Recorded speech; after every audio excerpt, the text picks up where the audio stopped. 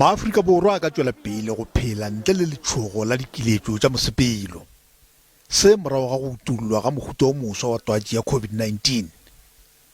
Go apara diširanko le molomo e santše se gapeletšo morago ga go fedišwa ga mapheko a mantši ngogola.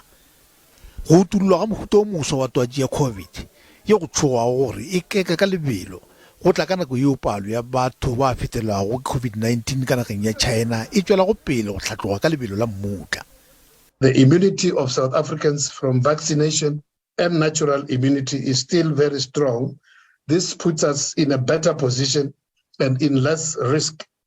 And that is why we have not seen up to this stage any major changes in our epidemiology in terms of the rates of infection, also in terms of admissions to hospital, and even the rate of fatality. Afrika Borwa e gatišitše tiragalo e tee fela ya mohuta o moswa wa twatši ya COVID. Yona e utulotšwe ka nako ya go dirwa diteko disampoleng ka mokgwa wa sebokoboko.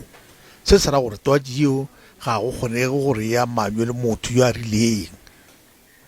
Go tla thongwa ka lesolo la kento ya bohlano ya go matlafatša masole a mmele a batho ba mengwaga ye 50 le go feta.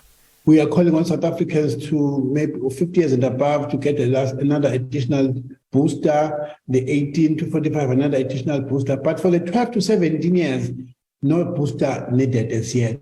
Go ya ka bagoro ya maphelo, mohuta wa twatši ya COVID ye e bitswago Omicron, e sa le yona ya tilego lefaseng ka bophara.